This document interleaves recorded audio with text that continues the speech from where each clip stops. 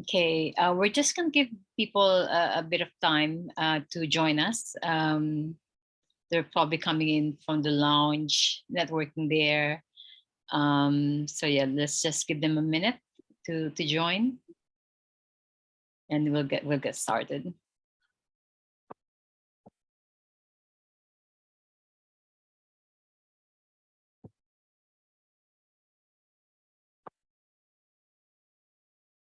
Okay. Some might still be in the lounge networking. Okay, so I think this is being recorded anyway, so I think we should just get started. So so we have more time, for your talks and discussions. I'm Jen Ashley, and I've been co-chairing Map Camp for the past 6 years. So this is the sixth year.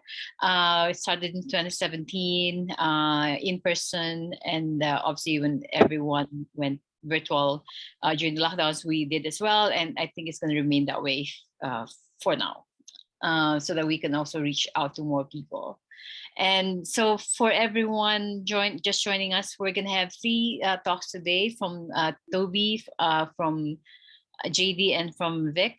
And then at the end, there's going to be like a joint discussion or joint mapping. I will ask each one of them to introduce themselves properly. But we're calling from like different places. I'm in London. Vic is in London as well. Toby's calling in from Boston, and JD is calling in from Salt Lake City in Utah. So I'm not going to take away too much time from the three of them. I'm going to hand it over to Toby to get us started for this session. Awesome. Okay, so what's the new wave, or the next wave of neoliberal exclusion? Sounds nice and easy, like a nice softball topic for Map Camp, our favorite sort. Boop. So one of the first things that the three of us ended up having to discuss at the beginning was just, what is it these words mean, and why are we using them, and why is it interesting? And I actually used to be married to an historian, so I gave her a call and said, so what would you say is neoliberalism in a like 1 to 2 sentence phrase? And she just kind of laughed for about 5 minutes. What we ended up deciding on, though, for the purposes of this talk, is that neoliberalism is defined by the private sector being tasked with the role of providing public goods through a private market system. And those are like the main pieces of it. It's not just that there is a market that exists out in the ether. It's that the private sector is actually being tasked with providing things that are good for the members of society through that market system. And once you start talking about, well, markets and market systems and society, you have to think about, well, who is included in those, which has a reverse side for exclusion. We'll use the word exclusion to refer to what is removed from awareness, consideration, and access, whether it's by design or as a side effect. We'll definitely expand on these as we go, especially when we get to JD section, but this is like a good kind of starting point so that we're all starting from the same place. Boop. Thanks for that, Toby. So, a quick introduction of myself. My name's Vikesh, and I work at a UK-based startup called Metel. And my background was as a strategy consultancy before some might say I saw the light. And since then, I've spent 10 years in startup land, focused particularly on the apparel industry, and also more recently, helping to drive the adoption of 3D computer-aided design technology in the apparel industry, ultimately with the goal of trying to accelerate positive change and sustainability in this industry, given the huge amount of greenhouse gases and negative environmental impacts that the industry has. So I'll be open and frank. When Simon first asked me to participate in this discussion, I felt very out of my depth. I really was wondering, well, what can I add to a discussion about either neoliberalism or exclusion? But my starting point when thinking about this was this quote, which you can see from Simon, which he shared with us, that the principle of trade is based upon property, which itself is based upon exclusion. And it was this second line in particular that he said, which got me thinking. The only way the market continues to expand is to exclude more. Well, kind of trying to practice the doctrines of Wardley mapping, and particularly challenge assumptions, I began to ask, well, is this really true? Is the only way the market continues to expand is it really that it's by excluding them? So I thought, well, let me see if I can test Simon's statement with some Wardley maps of the apparel industry. And here's a Wardley map which I created for the apparel industry, but simplified a little bit for this discussion. And I'll just start it off by kind of making everyone aware this initial map which you're seeing is trying to think of the apparel industry before the internet was around. So the anchors which we have on the map are consumers who buy clothes and brands who sell clothes to consumers. Now, consumers have a need for finding ways to discover new clothes to buy. And once they find clothes which they want to buy, they also need to have a means of actually buying those clothes. So that's with going to a physical store in the world before the internet. And inside of this store, it's full of different clothing products which change through the different seasons. And that's why I represented it here as a pipeline.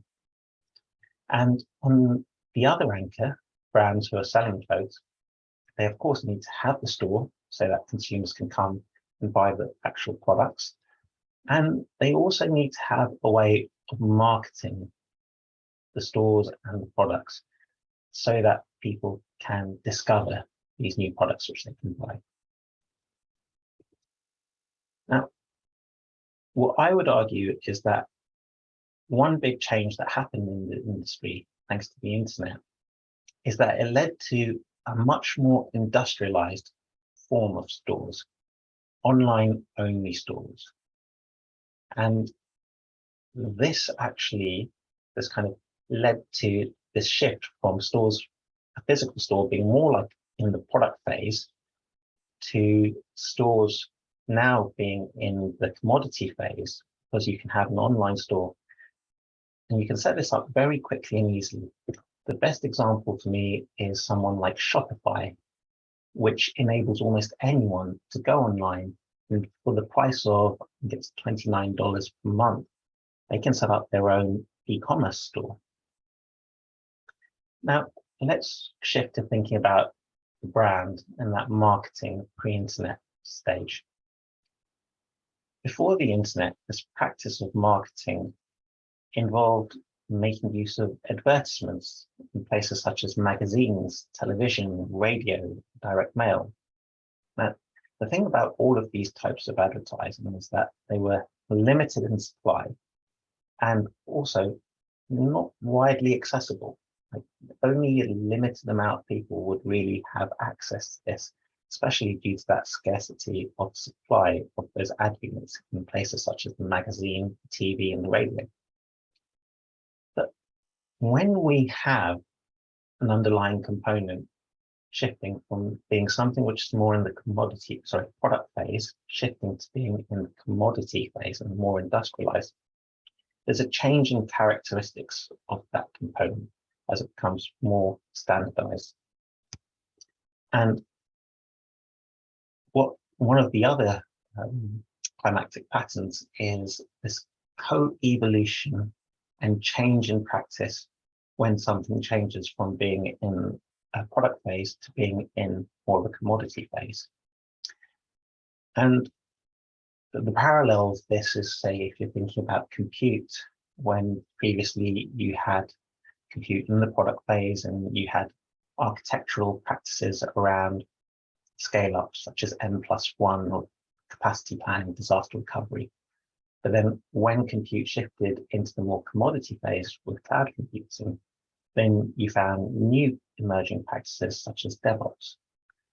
So I'd argue the same thing has been happening with marketing with the internet, which was a new emerging practice, but has really, really quickly, in the grand scheme of things, evolved to a very commodity, industrialized form of marketing. And just think about how easy it is now to go online and set up a Facebook ad and put a small amount of budget to it and be very targeted in who you reach.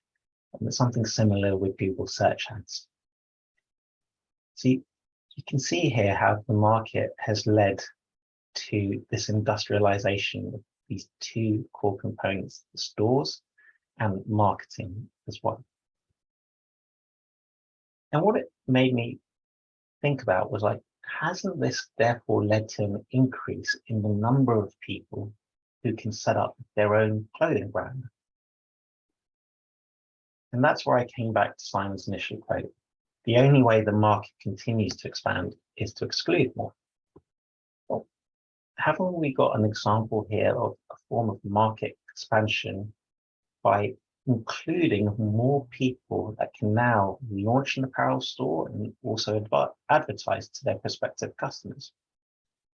Or put another way, hasn't the market in this instance led to an increase in access, which then doesn't that in turn mean less exclusion?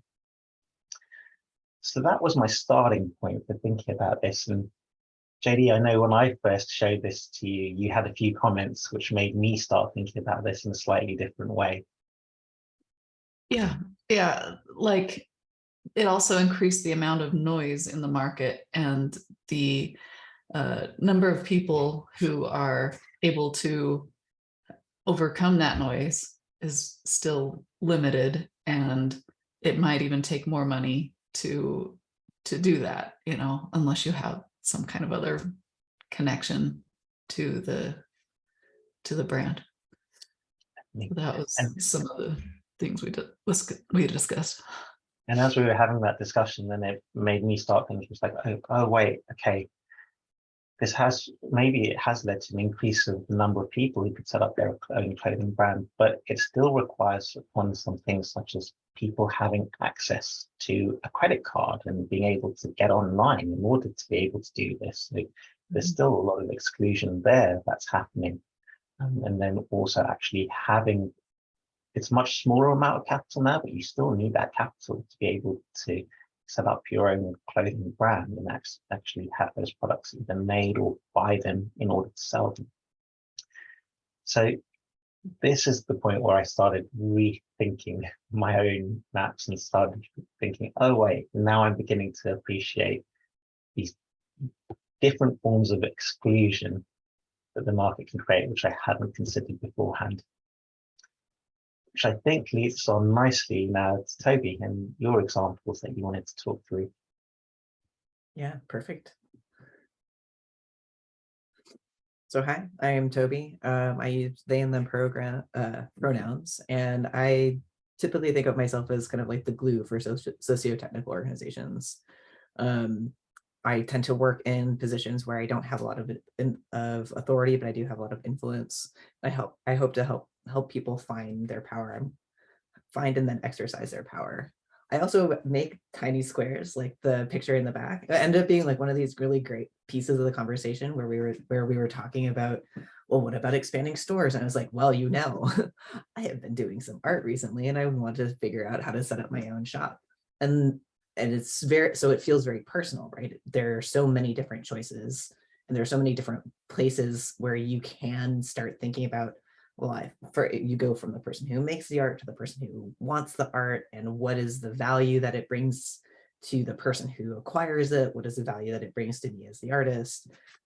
How do I start figuring out where to put it and whether to use Shopify or Big Cartel or Square, or honestly even Amazon itself? So it's like these aren't questions that are purely theoretical. They're things that really touch on our lives. Oop. And actually, I'm super happy that Vikesh put this together, because I am not super fluent in online wordlymapping.com. It's a great tool, but it's not one that I've built much fluency for. So what I did is thinking about not just apparel, not just about apparel, but thinking about something else that we're really familiar with, that has kind of gone through this progression, and that would be books. Boop. So if we were to just do a straight copy over of books, we started back in time when things were handwritten by scrolls, everything was really developed by hand, was closely controlled. People maybe didn't even necessarily have very much in the way of like bookmaking technique. Now that went ahead and zoomed forward to the case of mass production, and then also flipped back, not just from mass production, but then to digitization and how these things move around. And if we leave that anchor, instead of a consumer buying clothes, becomes like a human reading books, and a brand is a publisher, the map looks very similar.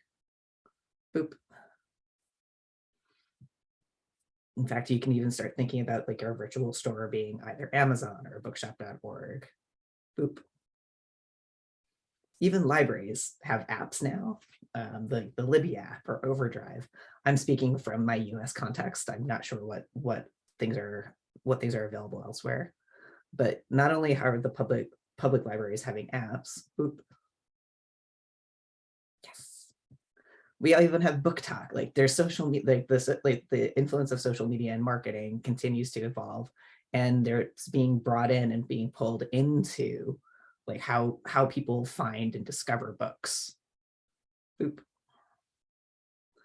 And because the market has evolved to this point, libraries, instead of fighting against Amazon directly, are actually even continuing to use like the Kindle, utilize the Kindle format in order to make the experience of the person reading the books consistent, and not using that technological hurdle as a way to keep them in the library, so to speak. Oop. And libraries are not actually limited to books by any means whatsoever. You can get comic books, you can get magazines. I was particularly delighted that the Minuteman Network, which is my local network of libraries, even has Bob Ross, The Joy of Painting. Boop. But where on the map do libraries actually fit?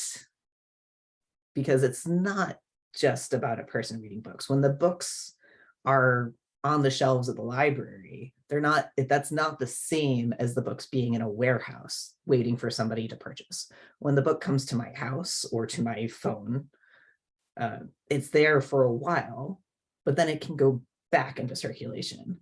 In fact, even like the word that we use for libraries, like we don't talk about renting a book, or purchasing a book, we talk about borrowing. Like a library is in many ways an extension of like a scaling of an individual's ability to share their books out with the world. Boop. So libraries require shifting the anchor away from the individual to society. And consequently, the focus is not on goods like books or profit, but good as in the benefit to society. And the use of profit as an intermediary for delivering good to individuals is one of the hallmarks of neoliberalism. So that it all does kind of end up coming full circle, because now these things end up coming into tension. How might we deliver the value to people? Should we defund libraries because individuals can be responsible for their own learning? Should we let the more efficient marketplace take the place of public services? Next. But this is the trouble with letting markets happen. Democracy depends on an informed population. And where can people, democracy? Let's say like there's lots of room for exclusion in the next tab. But the quote from Elliot Shellcroat was a former director of the Free Library of Philadelphia, where I used to live. Democracy depends on an informed population, and where can people get all the information they need? At the library.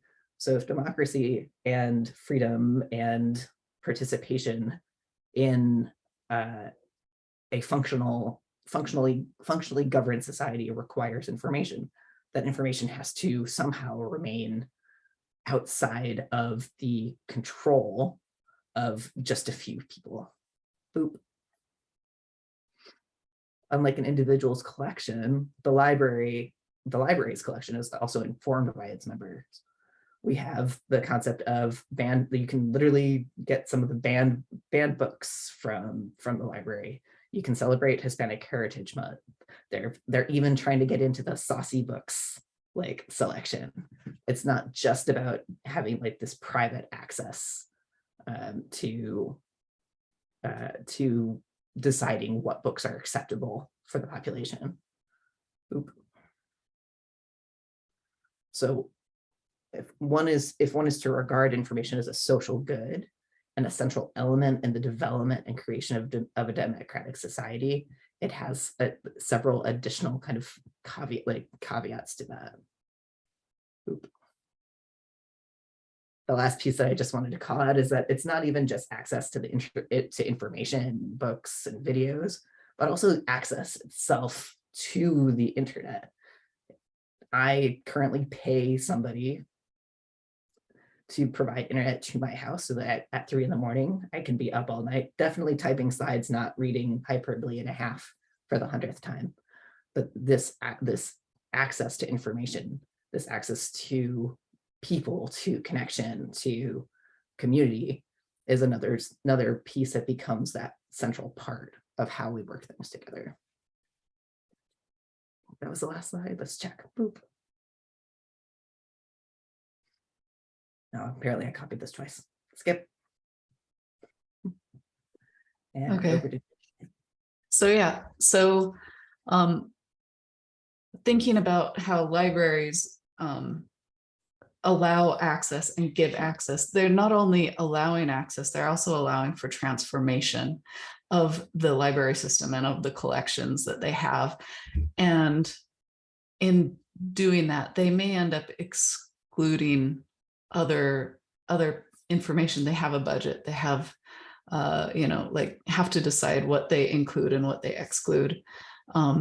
So we're going to talk about inclusion and exclusion a little bit here. So the traditional definition of exclusion consists of dynamic, multidimensional processes driven by unequal power relationships, interacting across the economic, political, social, and cultural dimensions at different levels, including individual, household, group, community, country, and global. Next slide. Let me just a second. Okay. So who do you imagine when you think of people being excluded? As we're talking about this, there might be people we didn't include in our model, in our mental map. What groups didn't get included in your mind? Did you imagine children, migrants, disabled people, unhoused people in the mix? You might not even think of them because they don't often have full access to the internet or full access to,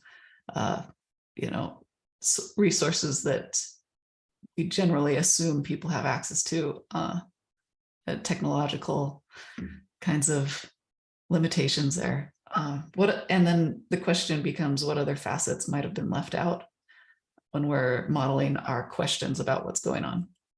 Next slide. So there's more.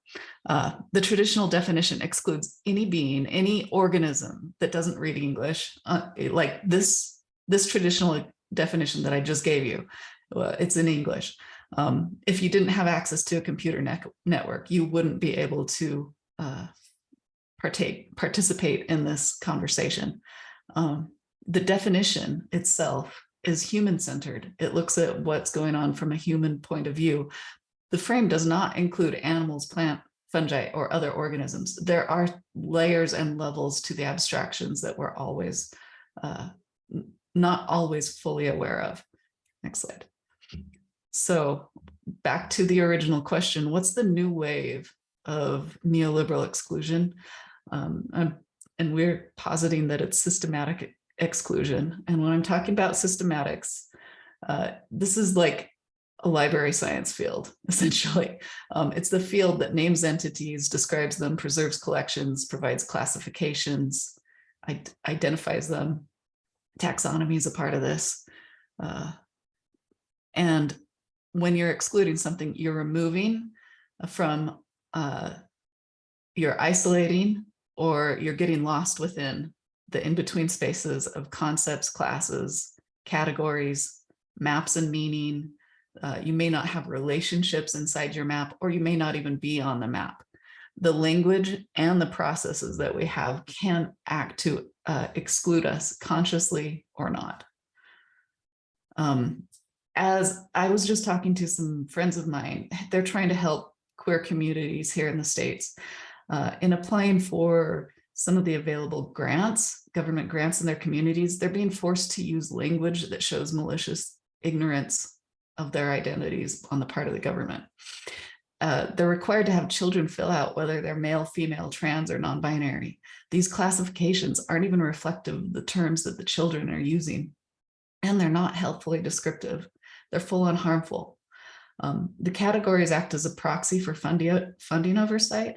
And while they're meant to help, they actually end up browbeating the children with labels that don't fit who they are and categorize them in ways that erase their identities and erase their communities without recourse for correction and transforming the system or that grant application process. So it's next slide. The idea behind systematic exclusion and inclusion is that the abstractions you will use, the abstractions you use to speak, to structure, it actually affects what happens in the future. The government had these categories to reduce fraud, but they end up excluding the communities they're meant to serve. There are different waves of exclusion, but they all come down to different forms of categorical and systematic exclusion or abstraction. Machine learning and linguistic models are exclusive by their very nature. They're generally built around a particular objective, a model, right? Our own limitations of thought and communication are amplified and exacerbated by the technology we're using to deliver on certain needs within the market, within the systems that we've built. So while systematic inclusion and systematic exclusion aren't new, there are new and recent expressions of this form, like AI, artificial intelligence, machine learning, knowledge graphs. The level of impact of this kind of a systematic inclusion and exclusion is going to grow in the future. And it will grow alongside our technology and market-based policies that have no incentive to really become aware of that which can't be included through profit, cost, and transactions, and to change what can't be included in that system. So next slide. So postmodern thought is slowly being replaced by metamodernism. Metamodernism talks about how we must adjust for the past as we envision a new future. We can't get away from the limitations of our language, our humanity. We have to acknowledge that we continue to get lost in abstraction, but we can address the biases and privileges of our past while building a more balanced future in a collaborative and validated way. Metamodern ideals really do rely on abstraction, regardless of its intent to be borderless. Language changes the meaning and relationships between our mental maps and our behaviors. And the literal thing, right? The things that we interact with in our daily life are not the same as the abstractions we use to refer to them. But our awareness can change what's included in our mental maps and in our Wardley maps to make a better vision of the future. it's really important to be aware that whatever information has been ignored is as important as what's been historically privileged to be included. And metamodernism is trying to acknowledge that historical privilege as we move into the future and try to create a new vision for humanity. So, next slide. In order for behavior change to occur, people have to be aware of the possibility of change, aware of the different facets, viewpoints, and groups that have to be included. We move through different cycles and OODA loops of awareness and transformation. And people must know that other systems are being affected and that they might sit outside of the current design, right? So there are systems that are built and they did not include people that are being affected.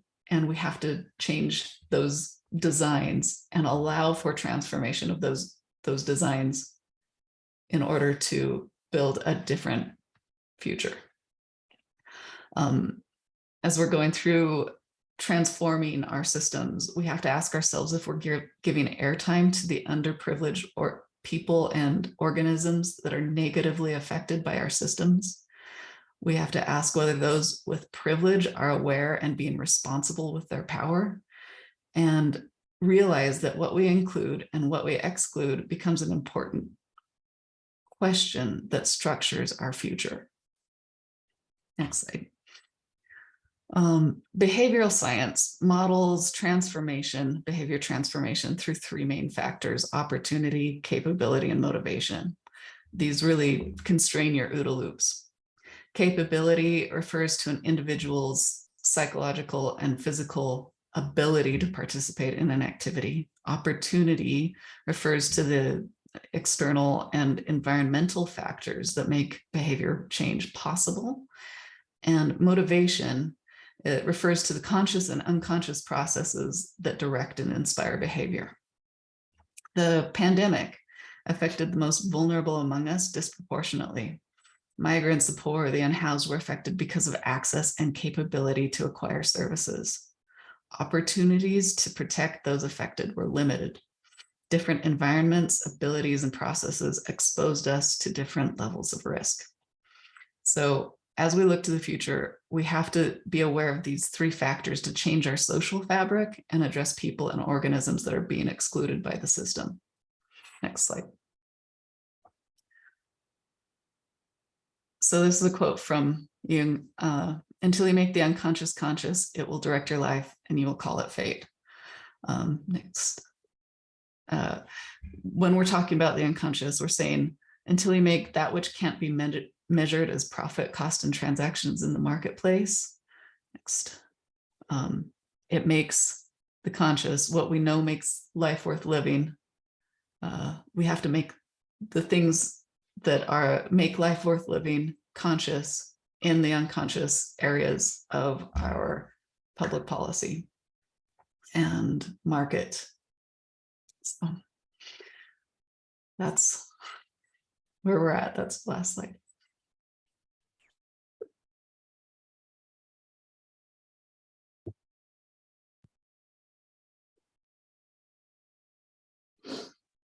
So Okay, I know thanks.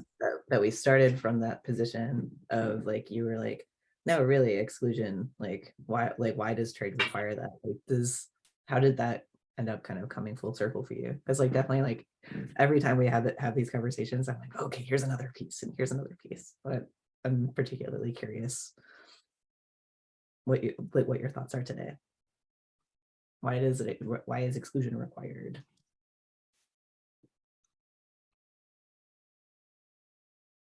Is it?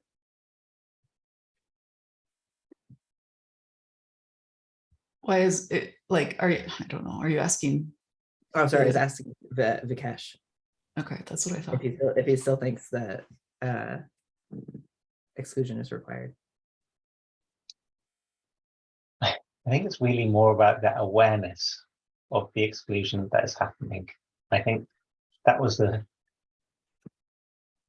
biggest realization for myself from having these discussions, and I'm kind of thinking about it purely from more of a market point of view. But as JD was talking about, like, what about all of these things which you don't even consider? Like, I was naturally thinking about this from a people perspective. And I was thinking about, hey, look, this technology has helped to like lower the cost of entering into this marketplace and being able to participate in it.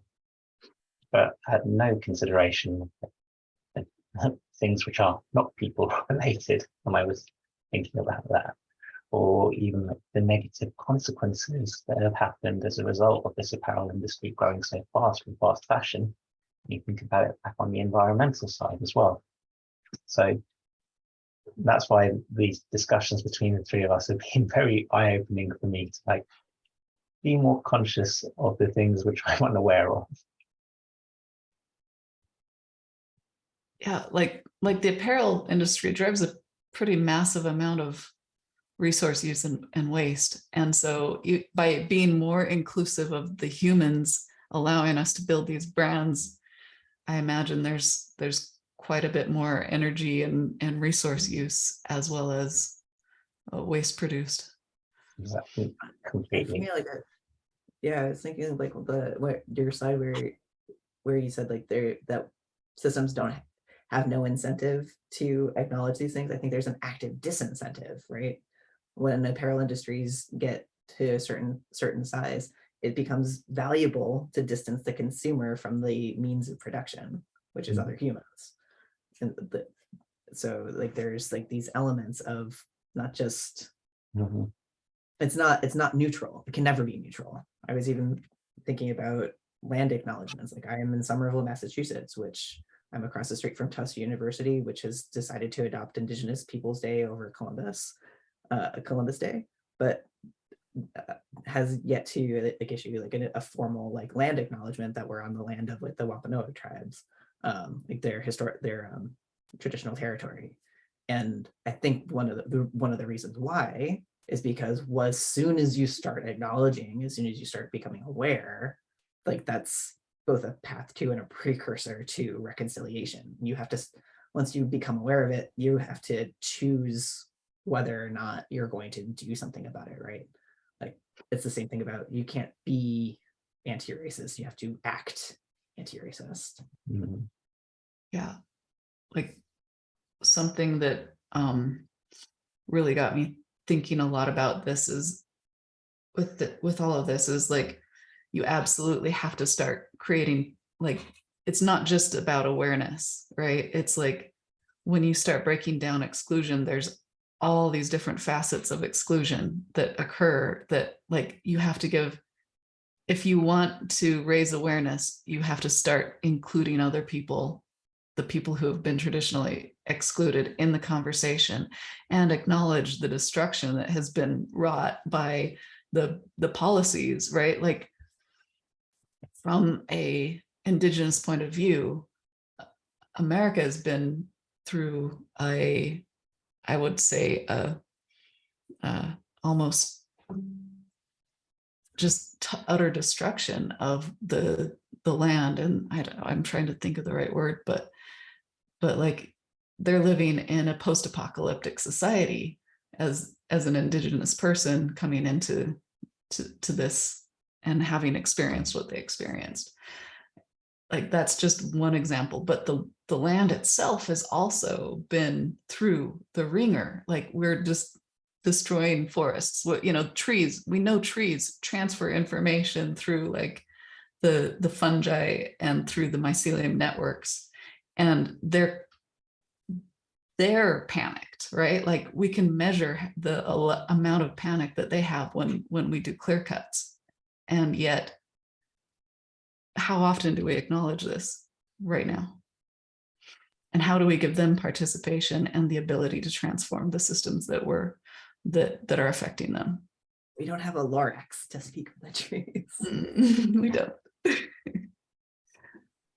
Did any questions come in, Jen? No, not really. And I've been, okay. So, Simon just posted something. I was about to say I haven't seen any. Can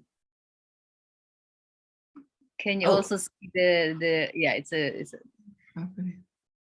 yeah, Simon Wardley just posted something. Do you want to just have a quick look at that and see who's would like to give? I'll read it out since we're recording. If the Yeah. volume of property of any form expands in the market, then there must be more exclusion. The debate often then becomes how this excluded property is distributed, leading us to questions of inequality. However, is this just a neoliberal scam? Probably not. What neoliberalism attempts to do is replace society with a market, and hence the framing of every question into ones of property, exclusion, and inequality. But society is more than the market. Absolutely. That's more of a comment than a question. And that's that frame, like the frame of the market, assuming that it's all inclusive or that it can possibly be all inclusive, is like the scam of neoliberalism, like fundamentally. And what makes life worth living is generally not something that can be, I mean, there's a Beatles song about this, like, not everything, I want money and all that, but so I don't know. I personally think we have to build systems, and metamodernism points to this, right? Like, we have to build systems that allow for transformational change and that acknowledge the things that really make life worth living for all of the organisms on the planet. And we have to acknowledge them, and we have to include them. And we really do need to start thinking about this in a more holistic way. I think like the profit, like the drive of profit as like a means to redistribute the inequality is definitely one of the pieces that pretty much excludes everything of what you're talking about. And it's why, as part of why I was thinking about libraries, is like, if a library is very different from the library that is owned by any corporation, right? Even like I've got a 4 and a 7-year-old, and their school is sending me access to Epic books, and it's like a nice curated library of kids' books, and some of which it will read along with you, and it's all digital. But as soon as I stop paying for it, as soon as somebody stops paying for it, we lose access completely to what those are, because it's not a public service. It's not maintained for the good of the public, and the good of the public, particularly for that original purpose of being able to be more sustainable, to take care of its members and figure out who those members are even. Oh, there's a follow-up post here from Simon, and it's directed to you, Vic. So he's saying, so my question is to Vikesh, was I right or wrong, or you haven't yet decided? I'm definitely leaning much more towards Simon being right. I'm still kind of like trying to process it all for myself, but I mean, since we started this discussions, we have a new Prime Minister in the UK who seems to be embarking on what I would call as neoliberal policies. And it seems I am 100% certain that it's led to more people being excluded from things such as being able to afford property and buy houses. So it's like a clear, concrete example for me about the dangers that can happen of purely following a neoliberalist viewpoint and policy. Yeah. A quick point. The frame is really important that you're coming from when you're talking about arguments.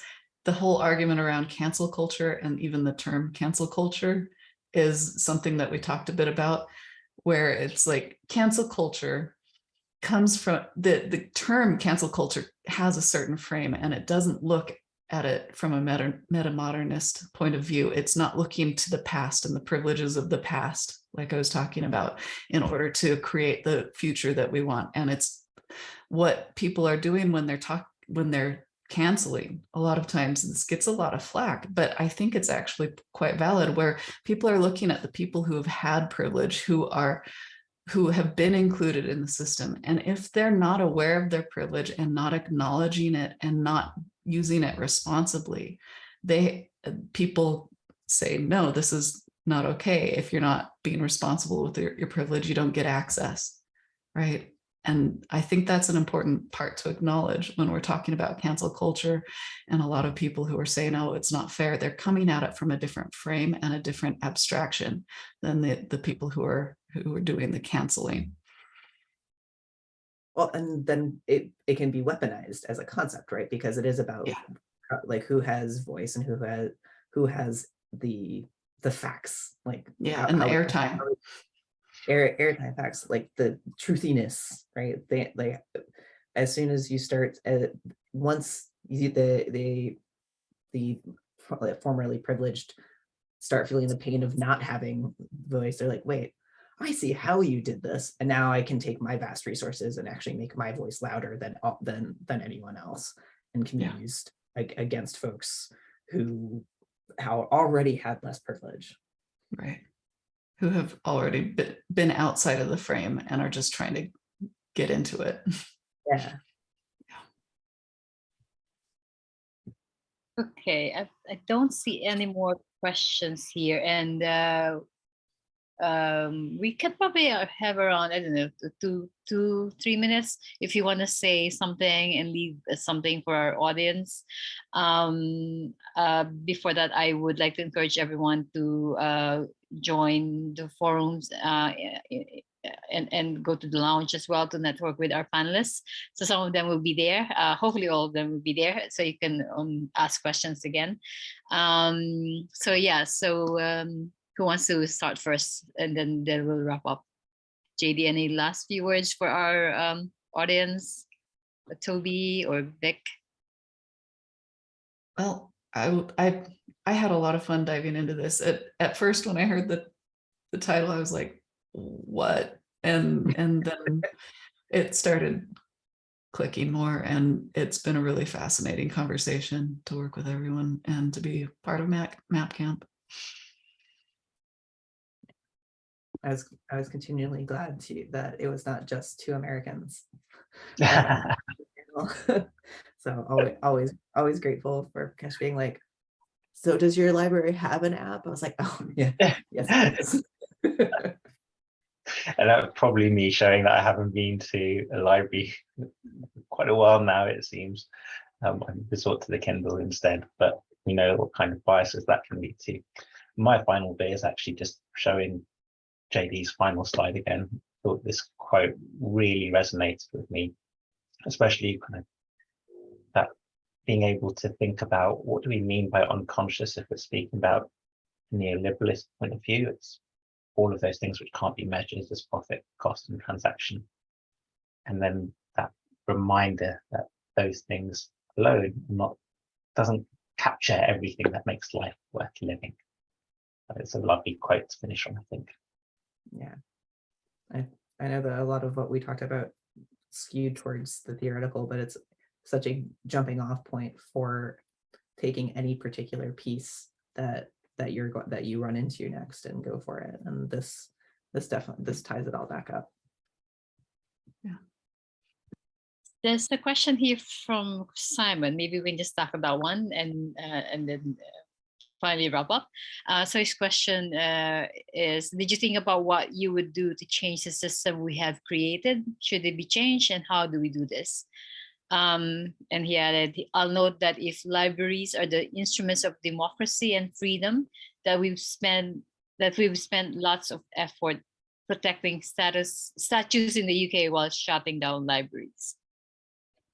I think it's important to actually train people in library science and start using it throughout our society. That's one way we can change. I do think that's a piece of it, and I think for me, mapping these elements was super helpful because I think it is a very uneven playing field, and that it is not going to get better without a lot of effort and a lot of work on each of these corners, right?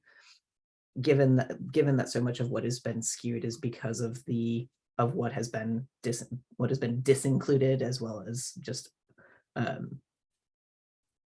and disincluded, excluded. It requires figuring out new ways to work outside of the market system in order to bring that together. Because otherwise we just end up kind of recycling the same problems as before. If we use the market as the tool, then the tool forces us back into transactionalism and forces us back into these positions where we can't do it.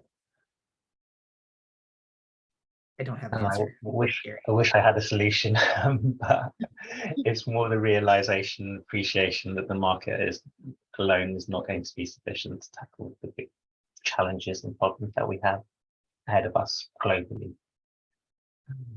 I think a lot of building more transformational systems, thinking about the life cycles of the things that we're building, in the sense of like how do we transform everything that we create in our life or everything that we are. Those relationships are really important.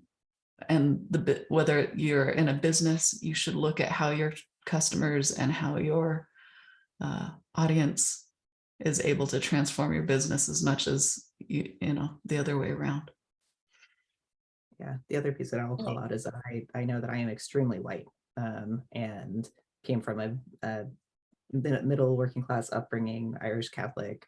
I have so many like pieces of the backpack to take off that it really makes a lot of sense for me to look into the folks who have been doing anti-carceral work for the past 20, 30, 40 years, to look to the disability community who has been kind of raising their hand for the excuse us, yes, no, we are literally on the margins.